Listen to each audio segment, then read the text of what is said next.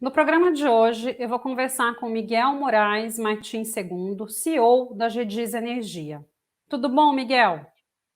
Olá, Renata, tudo bem com você? Tudo jóia. Muito bem-vindo ao nosso programa.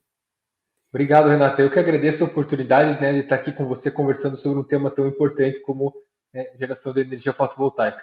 Não, super importante e super atual, né, Miguel? Me fala um pouquinho, né, para a gente, antes da gente começar a conversar, sobre a sua formação e a sua experiência profissional. Legal, Renata. Eu sou engenheiro civil de formação, me formei em 2015 aqui na Universidade Federal do Paraná. Em seguida, fiz mestrado na área de engenharia de recursos hídricos e ambiental, né, já focando em estudos energéticos, então olhando para essa parte, né, das fontes renováveis principalmente. E na sequência acabei, né, do ponto de vista de formação, acabei fazendo uma pós-graduação na parte de finanças e hoje eu estou finalizando a graduação no curso de direito também, acabei, né, indo para a área jurídica, mais que uma complementação da formação. Do ponto de vista profissional, eu comecei trabalhando na parte de consultoria, fazendo consultoria na parte de modelagem econômica financeira de projetos de geração de energia. Em seguida, trabalhei na parte de captação de investimentos para projetos de geração de energia. E desde 2018, eu estou aqui com a Gedisa, sou um dos idealizadores e fundadores da empresa. Né, então, sigo aqui, atualmente estou com o cargo de CEO da empresa e a gente segue trabalhando sempre com energia renovável. Ah, perfeito. E assim, né, multifunção, porque a área de engenharia civil, finanças e agora direito realmente essa combinação é um pouquinho diferente, né? Mas super bacana. Com certeza. É porque, na verdade, assim, o setor elétrico, nessa área de energia, ela é uma área multidisciplinar. Então, É, quanto mais completa for a sua formação, mais você consegue agregar no seu dia a dia profissional. é muito regulado, né, Miguel? Exatamente. Tem Não adianta muita você ser um regulação. profissional, né, muito bom do ponto de vista técnico, mas você não entender de regulação, porque, né, tudo que você pode e não pode fazer dentro do setor acaba dependendo da regulação. Então, Não. né, a parte regulatória, a parte de contratos, ela depende realmente, ela requer, né, um conhecimento jurídico a respeito do tema. Uhum. Não, perfeito. E Miguel, bom, a gente já falou, né, um pouco do tema que a gente vai falar hoje, questão da energia fotovoltaica, né, esse sistema. A Gedisa, ela só trabalha com um sistema fotovoltaico? Na verdade, Renata, a Gedis é uma empresa especialista em gestão de geração distribuída. Então, o Tá. nosso foco é geração distribuída, e aí a partir de qualquer fonte renovável que possa se enquadrar nesses requisitos. Hoje, né, o nosso foco principal acaba sendo a fonte solar, até porque é a fonte que mais vem crescendo no Brasil, especialmente na parte da geração distribuída. Então, a gente não trabalha só com fonte solar, nós temos usinas operando conosco de fonte hidrelétrica, de pequeno porte, usinas de fonte de biomassa, biogás, mas o carro-chefe acaba sendo a fotovoltaica. Tá. E acho que o sistema fotovoltaico acaba sendo o carro-chefe até pela facilidade, né? A quantidade de luz solar que a gente tem no nosso país e esse potencial para virar energia elétrica, né? E essa mudança, né, que a lei trouxe, a 14.322, conta um pouquinho, né? O que ela mudou e por que ela fomentou tanto a implementação aí do sistema fotovoltaico? Então, Renata, a Lei 14.300 ela é o marco legal da geração distribuída. A geração distribuída, né, que é basicamente um sistema que permite que o consumidor cativo de energia, ou seja, você na sua residência, eu na minha residência, uma empresa, um comércio, que esse consumidor ele possa gerar sua própria energia. Então, a geração distribuída, né, é um mecanismo criado pela ANEEL em 2012 e que só foi ser transformado em uma lei em 2022. Então, de 2012 a 2022, ele era regulado pela Agência Nacional de Energia Elétrica, através de resolução normativa, e a Lei 14.300 veio com esse peso, né, de ser um marco legal, trazer mais segurança jurídica para a geração distribuída, e ela trouxe também algumas novas regras que trazem um certo equilíbrio para dentro dessa modalidade. Até então a gente tinha uma reclamação muito grande das distribuidoras, né, dizendo que a geração distribuída, de certa forma, acabava prejudicando elas, porque, né, elas não eram remuneradas, apesar de que sua rede de distribuição seja utilizada, né, durante a compensação de energia. Ou seja, Eu gero a minha própria energia, eu jogo a minha energia na rede da distribuidora, e aí quando eu preciso consumir uma energia da distribuidora, esse empréstimo que eu fiz para a distribuidora, injetando a minha energia na rede, eu consigo pegar ele de volta a título teoricamente gratuito. E aí as distribuidoras, em geral, tinham uma discordância quanto a isso, porque quando havia essa compensação, o consumidor pagava a distribuidora por fazer por utilizar essa rede da distribuição. E aí a 14.300 ela teve como principal foco trazer um equilíbrio para dentro disso. Então existe uma janela legal agora, né, na lei regulatória, para que projetos que estejam com processo de conexão, solicitação do parecer de acesso junto à distribuidora até 6 de janeiro do ano que vem, continuem com a regra antiga até 2045, né, sem ter que remunerar a distribuidora na compensação dos créditos de energia, mas novos projetos, a partir de 7 de janeiro do ano que vem, eles têm então que pagar o fio da distribuidora, ou remunerar a distribuidora por utilizar a sua rede de distribuição. Um tempo atrás houve um movimento, né, de não taxar o sol, você deve ter acompanhado, né, Renato? O pessoal lembra dessa mobilização muito grande, e que foi muito importante, que fez justamente com que essa discussão saísse da esfera da Agência Nacional de Energia Elétrica e fosse para o Congresso Nacional. Então, a Lei 14.300, além de trazer muita segurança para o setor, ela trouxe também bastante equilíbrio, que é muito importante. E essa medida, né, essa questão aí dessa taxação a partir do começo do ano que vem, trouxe um boom para esse segmento? Teve um incremento muito grande de pessoas procurando, né, esse sistema fotovoltaico? Bastante, Renata. Essa janela que a lei possibilitou, quando a lei foi publicada, 6 de janeiro de 2022, ela deu um prazo de 12 meses para que, né, as usinas pudessem solicitar sua conexão na distribuidora até 6 de janeiro de 2023 para continuar na regra antiga. Então, esses últimos 7 meses aí, os próximos 5 meses, estão sendo uma corrida muito grande, todo mundo tentando tirar os projetos do papel o mais rápido possível para aproveitar esse período de transição, que é justamente um período em que você consegue ficar com as regras mais benéficas, né? Você não tem um desconto, né, nesse uso do sistema de distribuição. Só para simplificar, Renata, para quem, né, não é da área, o que acontece? Hoje, se eu gero minha própria energia, jogo na rede da distribuidora e depois eu pego ela em formato de crédito, eu consigo receber essa energia pelo valor da tarifa inteira. Ou seja, toda a tarifa de energia ela é compensada. A partir dessa mudança, né, a partir de 6 de janeiro do ano que vem, nem toda a tarifa vai ser compensada. Uma parte dessa tarifa vai ficar como uma forma de remunerar a distribuidora. Então, essa é a principal mudança que ela trouxe, por isso que ela está trazendo essa corrida, né, A corrida, de todo sim. mundo para conectar o quanto antes os seus empreendimentos. Sim, e de certa forma, né, eu acho que você acaba fomentando um pouco o mercado e acaba trazendo também um benefício para o meio ambiente, né? Porque, na verdade, você tem aí uma maior geração de energia fotovoltaica, você acaba ficando, muitas vezes, independente do sistema, né, e até ajudando o sistema energético, de um modo geral, né? Com certeza, Renata. Esse é um ponto bem importante, inclusive, que a ANEEL, né, o setor elétrico como um todo, está estudando qual é, de fato, o benefício da geração distribuída para o sistema, porque são vários benefícios, né? Você ter os consumidores cada vez mais gerando sua própria energia, essa energia sendo gerada de forma descentralizada, próxima aos centros de consumo, isso é muito importante, traz um benefício muito grande. Mas ainda é uma questão que está sendo trabalhada no setor, a valoração disso, né? O quanto vale, quanto realmente traz de benefício.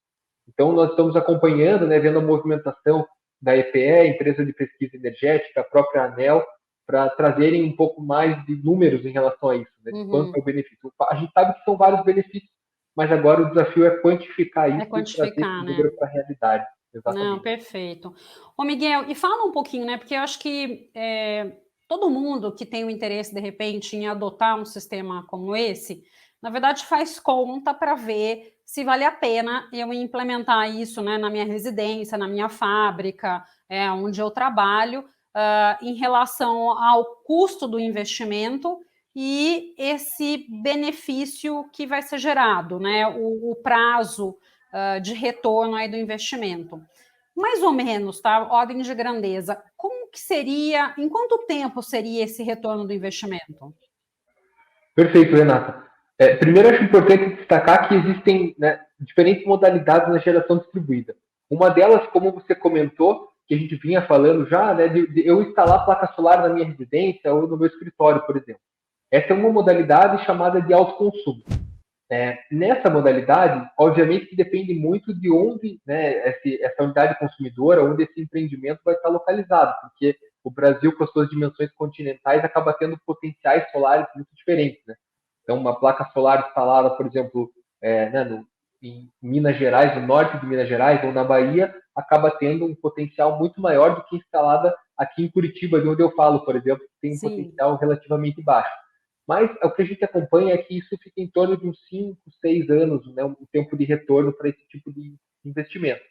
Considerando que esse tipo de placa dura 25 anos, então você tem realmente um investimento bem interessante. A outra modalidade, que é a modalidade, inclusive, que a gente trabalha aqui na Gedisa, e aí você tem empresas que constroem usinas para que essas usinas gerem energia para vários consumidores. Aqui eu posso citar até uma empresa parceira nossa, que é o Grupo Interali, também aqui de Curitiba, que eles são um grupo que investe em usinas, então eles constroem uma usina de grande porte, uma fazenda solar, e aí essa fazenda solar ela é compensada para os consumidores. Ou seja, você, digamos, Renata, mora num apartamento, por exemplo, e você não tem telhado disponível para investir, né, para colocar a sua placa solar. Essa é uma alternativa, por exemplo, você pode se vincular a uma cooperativa, né, e aí essa cooperativa, eu falo cooperativa porque esse é o meio que a ANEEL mesmo trouxe para viabilizar esse modelo. Então você reúne consumidores em uma cooperativa e essa cooperativa aluga a fazenda solar. Então essa fazenda solar ela acaba gerando os créditos de energia para essas unidades consumidoras que estão cooperando ali dentro e recebendo os créditos. Essa Tá. modalidade é bem interessante. E aí, olhando do ponto de vista de investimento, né, que aqui, como eu falei, citei o Grupo Interali, que é nosso parceiro nesse projetos em Minas Gerais, Ceará, Maranhão, eles têm usina também em Piauí.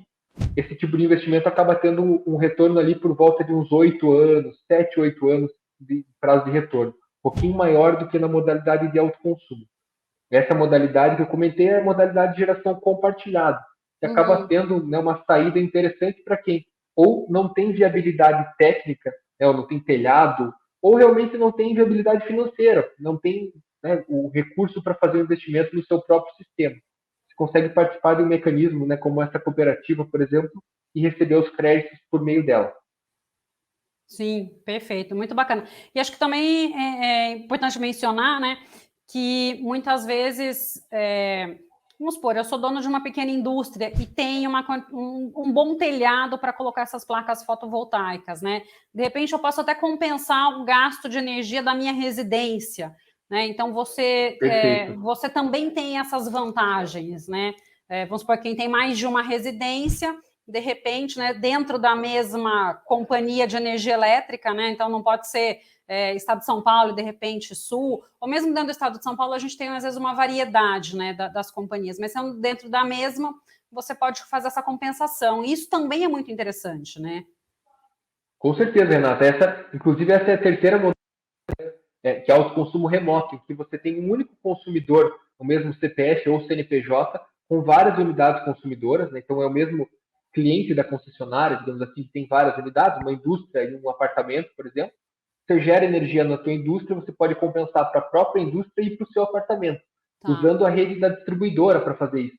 E aí que vem essa importância da Lei 14.300, né, trazendo esse equilíbrio, porque de fato você usa a rede da distribuidora para fazer essa compensação de energia. E aí é justo realmente que você, né, remunere a distribuidora por estar usando esse serviço dela. Mas isso é extremamente interessante, Renato, e isso a gente gosta de falar que traz um empoderamento do consumidor, né? O consumidor cada vez mais ativo no mercado de energia elétrica. Porque até então o que a gente via é que era muito comum o consumidor receber a fatura de energia, olhar a fatura de energia dele, parecer que estava lendo, né, alguma coisa em chinês, Grego, em né? russo, porque não entendia nada, achava que não tinha nenhuma alternativa a não ser pagar a fatura, porque se você não paga a distribuidora corta a sua energia, né? Então Sim. você não tem saída. Mas agora não, agora o consumidor tem a oportunidade de ser mais ativo nesse segmento. Não, maravilha. E já que a gente está falando de questões ambientais, né? Quais os principais impactos ao meio ambiente com a implantação de micro, né, e mini geradores fotovoltaicos? Teria algum impacto? E qual que seria esse impacto? Com certeza, Renata. Bom, o primeiro ponto é que a gente está trabalhando com uma fonte renovável, né? Então, com uma fonte de energia que está aqui à nossa disposição, que é o sol. Acho que esse é um primeiro ponto bem importante. Mas quando a gente fala em instalar usinas fotovoltaicas, a gente está falando em você deixar de gerar energia com outras fontes, né? No período em que essa usina fotovoltaica está gerando. Por que isso é importante? Porque, por exemplo, quando você deixa de gerar energia com uma usina térmica, que queima óleo diesel, que queima carvão, que queima gás natural, você está deixando de emitir poluentes, né, para a atmosfera. Isso tem um impacto bem significativo. No caso do Brasil, com o potencial solar que a gente ainda tem uma utilização muito baixa dessa fonte. Né? A gente tem que crescer muito ainda na fonte solar. Obviamente que para uma matriz elétrica consistente, o país ele tem que contar com várias fontes. Né? Eu costumo conversar com alguns amigos, com alguns colegas, que infelizmente não tem como a gente ter o país inteiro sendo atendido só por usina solar, até porque o sol ele não fica nas 24 horas do dia disponível para geração. Então, obviamente, a gente tem características e o interessante é que a gente tem um mix dessas fontes. Mas hoje, as usinas fotovoltaicas, a fonte solar, ela ainda é muito pequena frente à nossa matriz elétrica no Brasil. E um ponto que eu queria destacar também, Renato, que é bem importante, é que hoje existe uma mudança no padrão do horário de pico de consumo de energia. Até alguns anos atrás, o horário de pico, inclusive quando a gente fala horário de pico ou horário de ponta nas distribuidoras, a gente vê que ele continua sendo no final do dia, né, das 18 às 21 horas ou das 19 às 22 horas, que teoricamente é o horário que todo mundo chega em casa, liga a TV, liga micro-ondas, vai tomar banho, enfim, e aí você tem um aumento do consumo de energia elétrica. Então esse sempre foi, costumeiramente, foi o horário com mais demanda para o sistema elétrico nosso brasileiro. Até por isso a questão do horário de verão, né? Se implementava o horário de verão. Exatamente, Renato, perfeito. Porque aí você conseguia estender as horas do dia, você diminuía esse pico, né, naquele horário que era o horário de costume do pessoal chegar em casa. Só que agora, Renata, está tendo uma mudança nesse padrão. Olha que interessante. Com, né, o avanço do ar-condicionado nas residências, nos estabelecimentos comerciais, indústrias, empresas, o horário de pico ele está ficando agora depois do almoço, ali por volta das 15 horas, em que você acaba tendo mais calor. Né? Então, né, hoje em dia, é muito difícil você ver um estabelecimento comercial, por exemplo, no horário depois do almoço, aí, aquele horário que está mais quente, e não está com o ar-condicionado ligado. Todo mundo que tem ar-condicionado acaba utilizando. Isso faz com que aumente essa demanda, esse pico, né, de consumo no sistema. Existem alguns estudos falando, eles chamam até de curva bico de pato, né, porque ela fica com o formato realmente de bico de pato, porque ela acaba tendo esse pico logo depois do almoço e tendo um segundo pico no final do dia. E aí vem uma importância muito grande da fonte solar, porque é justamente no horário que a fonte solar está performando melhor. Então, ela, né, que é logo depois do almoço, onde justamente você tem uma incidência até umas solar 3 maior. da tarde, eu acho, né? Exatamente, Renato. Então, ela acaba vindo a calhar muito bem para esse padrão de consumo de energia elétrica que a gente vem tendo agora no sistema. Então, essa também é uma importância muito grande dela, além da fonte ser renovável. Uhum. Não, muito bacana. E você fez um comentário, né? A questão de não ficar refém de uma única fonte energética. Isso acho que é essencial. A gente está presenciando aí a questão da Europa com a Rússia, né? Totalmente dependente do gás. Então, você realmente diversificar a sua matriz, você traz uma segurança, né? Uma segurança para a economia, uma segurança para o país, e é super importante.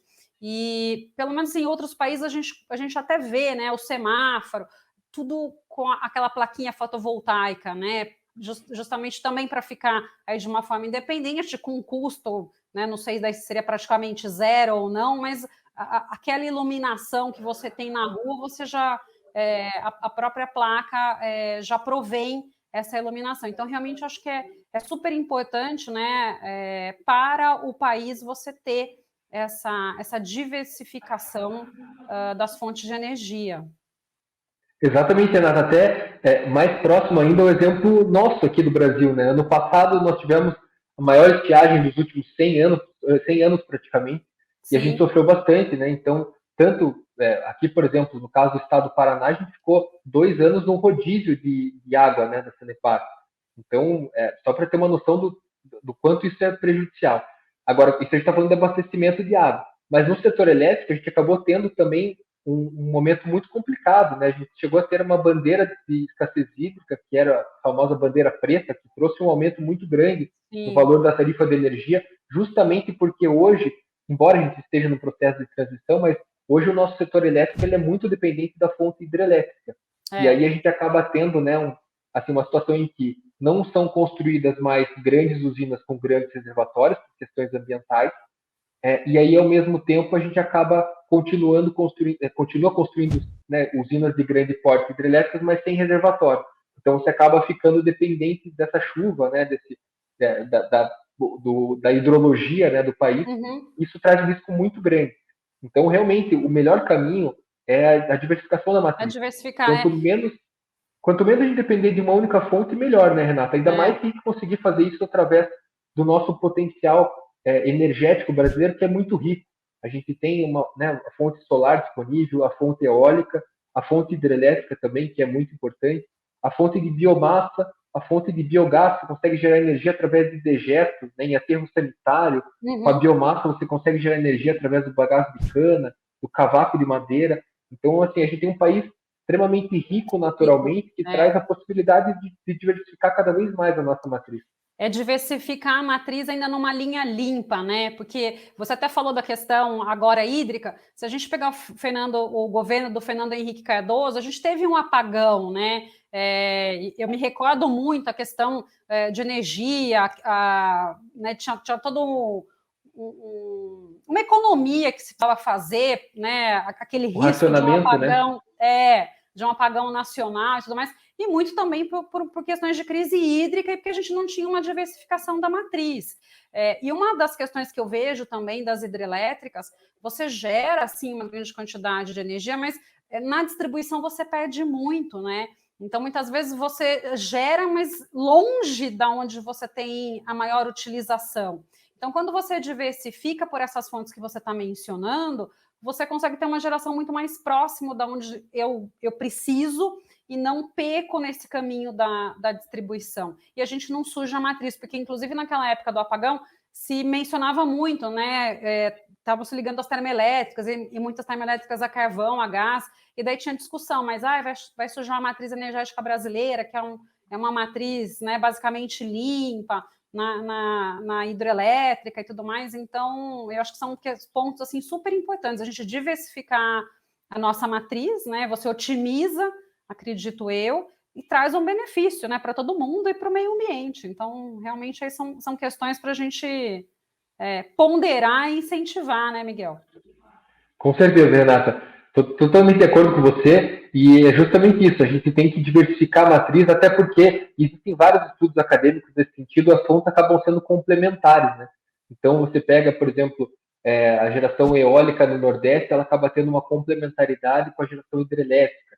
A própria geração hidrelétrica em relação à solar, você consegue, de certa forma, manobrar as usinas para que elas segurem a geração, para que no momento em que você tem uma diminuição da geração solar, você possa gerar com as hidrelétricas.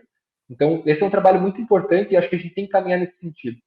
Até o meu orientador de mestrado sempre falava que a gente não deve buscar ao máximo não sujar a matriz, né, não gerar com fonte térmica, não só pela questão ambiental, mas também pela questão econômica, porque é muito caro. Mas é mais caro a gente ficar sem energia. Então, assim, ou a gente realmente começa a se planejar, né, e pensar nessa diversificação da matriz com fontes renováveis, ou a gente vai acabar sempre que tiver alguma crise ou algum tipo de problema energético Correr, recorrendo né? a essas fontes. Exatamente. Não, maravilha. E me fala uma coisa, né? Como que está o Brasil em termos de mão de obra qualificada e também número suficiente para implantação e manutenção desses geradores fotovoltaicos, né? A gente viu até que com a questão da pandemia, tem muita indústria que está sentindo falta de matéria-prima. Como que está essa questão para esse setor? Legal, Renata. Essa questão da matéria-prima realmente acabou pegando todos os setores de surpresa, né? Com a pandemia, a gente teve agora a própria guerra da Rússia, Ucrânia, então acaba tendo uma instabilidade muito grande. Boa parte, praticamente não, mas boa parte dos nossos equipamentos aqui de usinas fotovoltaicas, eles são importados. Existem equipamentos nacionais, mas a maior parte realmente acaba vindo de fora. E aí você tem, né, um risco muito grande em relação a essa compra dos equipamentos. A gente acompanha de perto as usinas, as empresas que estavam tirando usinas do papel, estão tirando usinas do papel. do papel, e realmente é uma corrida muito grande esses equipamentos. Então, esse é um ponto de atenção. A gente acaba ficando realmente exposto, né, a esse risco da importação e tudo mais, embora tenham aparelhos nacionais, mas isso acabou sendo realmente um ponto bem crucial no último ano, né, 2020, 2021, problemas na importação. Em relação à mão de obra, aqui é um ponto bem legal que você tocou, Renata, porque nos últimos anos a gente viu disparar a quantidade de empresas e profissionais se aventurando, de certa forma, nesse mercado. Eu uso esse termo, não querendo ser pejorativo, óbvio, mas é que a gente tem que ter atenção, porque muitas empresas e muitos profissionais foram para essa área de instalação de placa solar, instalação de usina solar, mas nem todos têm a qualificação necessária, sabe? Então a gente acaba vendo muito problema em projeto, muito problema em execução de usina, que acompanha isso. Então esse é um ponto de atenção também muito grande, porque a gente tem que ter uma qualificação boa desses profissionais. Sim. Hoje a gente tem uma série de cursos, uma série de oportunidades para que os profissionais possam de fato se qualificar e ter condições adequadas para fazer os projetos e as instalações, mas o consumidor que queira buscar, ou os próprios investidores que queiram buscar essa solução, queiram buscar investir em usina fotovoltaica, eles têm que ficar atentos, porque existem profissionais, né, que não têm a qualificação devida. Uhum. Porque surgiu muito, né? É um mercado que aqueceu, Sim. a gente largou o que estava fazendo para ir para essa área, mas muitas vezes acaba, né, não tendo essa preparação que deveria ter. Porque às vezes uma mínima alteração de projeto, ele muda toda a eficiência, né, e impacta no retorno do investimento. Então, realmente, acho que é essencial você, né, a pessoa buscar a qualificação, porque realmente, né, ela está intimamente relacionada aí ao benefício que a pessoa vai ter e que o meio ambiente também vai ter, né? E assim, se alguém tiver interesse em fazer a instalação, consegue, né, a princípio, atender até, sei lá, 6 de janeiro do ano que vem. Consegue ter o equipamento instalado na sua residência, na sua indústria? Dá tempo? Consegue sim, Renan, dá tempo. Ah, Assim, hoje, como a gente tem, né, uma cadeia muito grande de fornecedores, né, e de importadores, enfim, de equipamentos, o pessoal consegue ir atrás para viabilizar.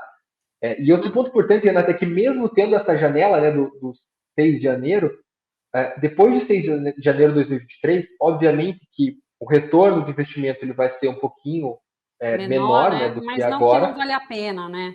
Exatamente. Não que ele vai inviabilizar como um todo. É que a gente vai sair, obviamente, de um cenário excelente para um cenário ótimo. Quem já está nesse mercado vai sentir um pouco, Uhum. né, vai sentir um pouco menos retorno, né, um investimento que talvez não tenha o retorno como investimentos anteriores, mas ainda assim vai continuar sendo bem interessante, Uhum. bem atrativo. Não, sim, que vale a pena, isso é inegável, né?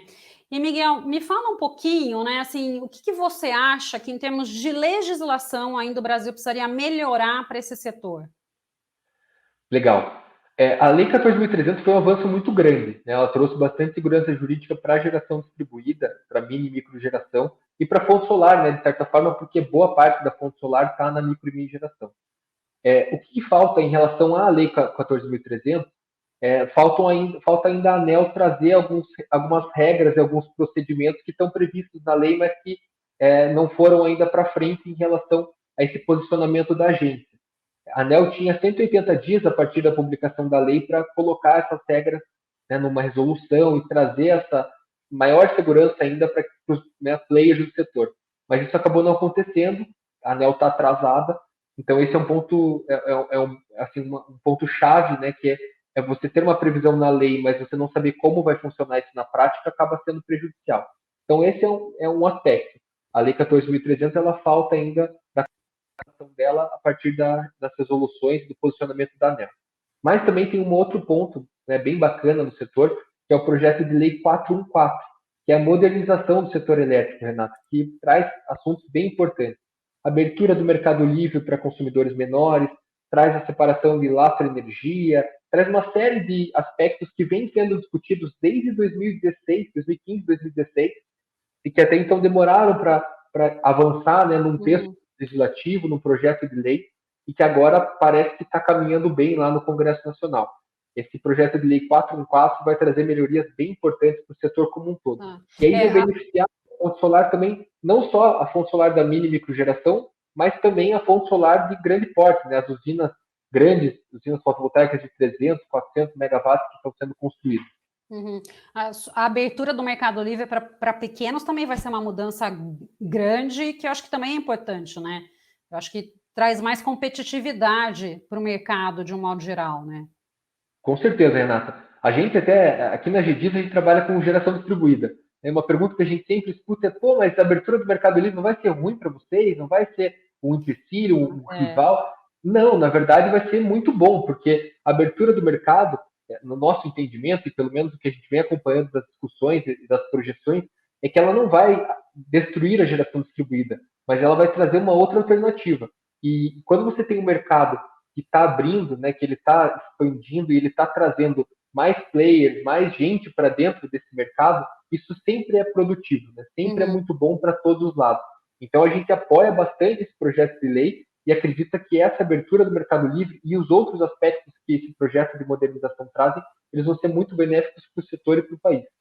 Tá, maravilha. Miguel, a conversa está ótima, mas o nosso tempo aqui está acabando, então eu queria, né, que você deixasse uma mensagem aqui para a nossa audiência, para quem está nos escutando. Legal, Renata, gostaria de agradecer mais uma vez pela participação, poder trazer, né, tratar desse tema tão importante, trazer um pouco das nossas reflexões aqui, da nossa atividade diária. O que eu gostaria de deixar de mensagem, né, para quem está nos acompanhando, é que cada vez mais, como eu tinha comentado, no setor elétrico, o consumidor ele tem que ser mais ativo, tem que ser mais empoderado.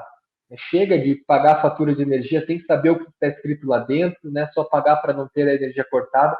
Cada vez mais a nossa população tem que participar, tem que estar por dentro, tem que entender o que ela está pagando na fatura de energia, né? Tem que entender por que a gente tem uma matriz energética limpa, mas ainda assim a gente acaba dependendo de fonte térmica quando não chove, né? Por que a gente tem uma das tarifas mais caras do mundo, né? Que é, de certa forma, mesmo tendo um custo de produção de energia tão baixo, né? Quando a gente olha a nossa matriz.